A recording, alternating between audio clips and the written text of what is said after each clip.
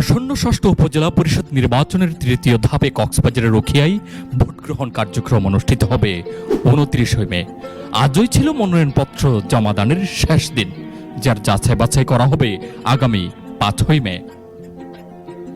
উখিয়া উপজেলা নির্বাচন অফিস সূত্রে জানা যায়, এরই মাঝে অনলাইনে ১৩ প্রার্থী মনোনয়নপত্র জমা দিয়েছেন, যাদের মধ্যে চেয়ারম্যান পদে ৪ জন, ভাইস চেয়ারম্যান পদে ৬ জন এবং মহিলা ভাইস চেয়ারম্যান পদে রয়েছে ৩ জন। চেয়ারম্যান পদে প্রতিদ্বন্দ্বিতা করার জন্য মনোনয়ন জমার তালিকায় নেই জামায়াত ইসলামী, বিএনপি বা অন্য কোনো দলীয় সংগঠন মনোনীত কোনো প্রার্থী। মনোনয়ন প্রার্থী সকলেই জড়িত আওয়ামী লীগের রাজনীতিতে। উপজেলা নির্বাচনে অংশ নিতে চেয়ারম্যান পদে যারা মনোনয়নপত্র জমা দিয়েছেন, তাদের মধ্যে আলোচনায় রয়েছে উখিয়া উপজেলা আওয়ামী লীগের সভাপতি ও বিগত ১৩ বছর রাজাপালং ইউনিয়নের চেয়ারম্যানের দায়িত্বে থাকা চেয়ারম্যান জাহাঙ্গীর কবির চৌধুরী। উপজেলা নির্বাচনে অংশগ্রহণের লক্ষ্যে বিগত ২৮ এপ্রিল ইউপি চেয়ারম্যানের পদত্যাগ করেন তিনি। একই পদে লড়াইয়ের জন্য মনোনয়নপত্র জমা দিয়েছেন উপজেলা আওয়ামী লীগের সাবেক সাধারণ সম্পাদক ও জেলা আওয়ামী লীগ নেতা আবুল মনসুর চৌধুরী।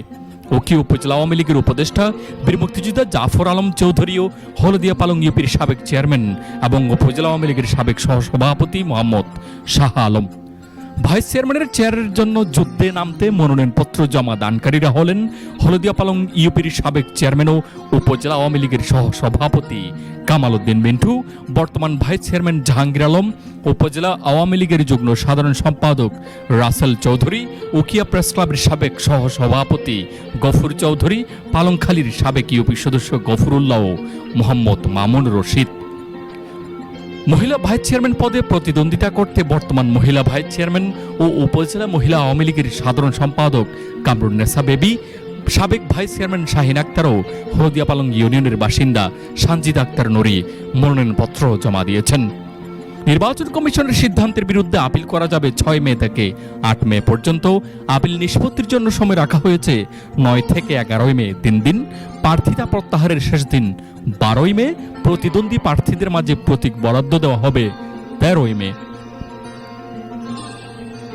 এবং সর্বশেষ ভোট চলবে আগামী ২৯ মে।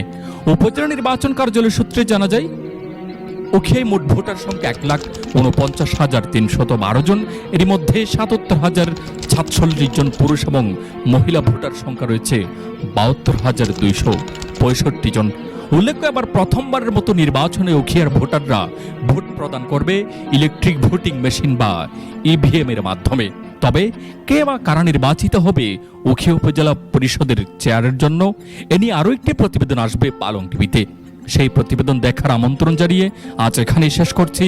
মোহাম্মদ ইয়াকিন, পালং টিভি, উখিয়া, কক্সবাজার।